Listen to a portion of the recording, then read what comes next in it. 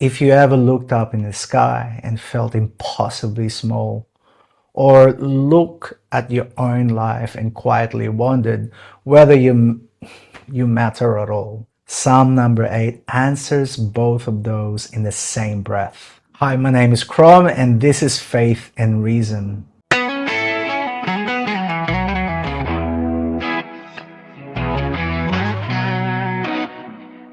Every psalm walks towards Christ eventually. Psalm number 8 gets there by making you feel the size of the universe first. King David, who united Israel roughly around 3,000 years ago, wrote this psalm. Upon Gittith, a term that shows up only in a handful of times in the scriptures, and that nobody today can say for certain the meaning of. Possibly an instrument, possibly a tune from a place called Gath. What we do know is what David does with it. He opens and closes the entire psalm with the exact same line. O Lord, our Lord, how excellent is thy name in all of the earth. 9 verses later, word for word, he says it again. Everything in between sits inside that frame. Whatever else this psalm does, it starts and ends in the same place. That is awe. A-W-E.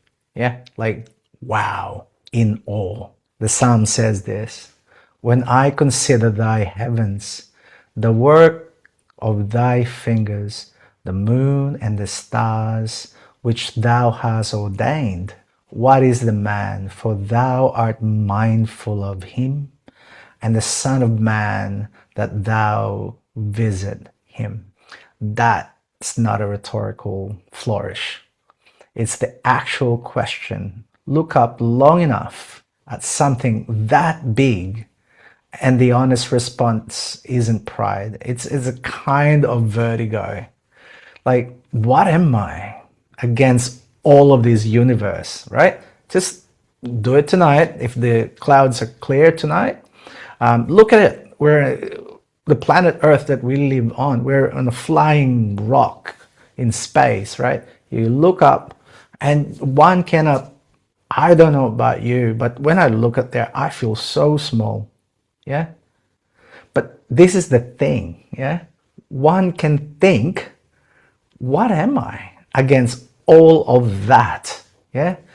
Most people land in one of the two places when they ask this question seriously. Yeah. Either they decide they're nothing, they're just a speck of dust in the grand universe. Yeah. A dot that doesn't register against something that vast. Or they refuse to feel small at all and spend their life building a case for their own importance. King David does neither of them. He asks the question and lets it stand unanswered for a moment before God answers it for him. You know this feeling already, even if you've never called it by that name or label. The version at 2 a.m. when you can't sleep and your own life feels both enormous and completely insignificant at the same time. The version standing somewhere dark enough to actually see stars and feeling that specific kind of quiet that comes over people in that moment. The version where you hold someone small and new, like a child's hand, a photograph that makes you feel the weight of your whole life, and you don't know whether you feel grateful or afraid. That's the question Psalm number 8 is asking. What am I? That this counts for anything. Yeah? Here's the answer that David got. And it isn't one either instinct would have guessed. For thou hast made him, as in humans, yeah, a little lower than the angels, and hast him crowned with glory and honor. Thou made him to have dominion over the works of thy hands. Thou hast put all things under his feet. Not nothing, not self-made either, crowned, given dominion he didn't earn over a world he didn't build, by the same God who set the stars in place and still somehow considers him. There's a stranger line earlier in the psalm that most people probably miss.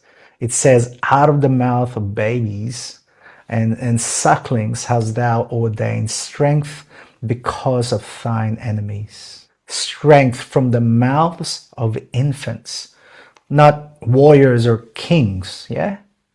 Not the impressive ones. So when you feel that vertigo, that smallness against something so big to hold in your mind, this psalm doesn't resolve that question by making the universe smaller. It revolves it by telling you God already considers your worth before you did anything to earn it. And that same pattern, which is lowered and then crowned, is the shape of our lives, your life is allowed to take too. Is the shape your own life is allowed to take as well. Pray this psalm to remember that being noticed by God was never about your size to begin with. Lord, you made room in your attention for me. I don't understand why, but I receive it anyway. I say thank you, my Lord. Carry this line with you. Carry this line with you. After this video, please listen to Psalm number 8, the song. Pray it and sing it, yeah? Let it hold both halves of what you feel. How small you are and how completely you are known. How small you are and how completely you are known. Like this video, subscribe to the Faith and Reason channel, and click the notification bell for the next video reflection. Once again, my name is Chrome. Pray for me, and may God bless you.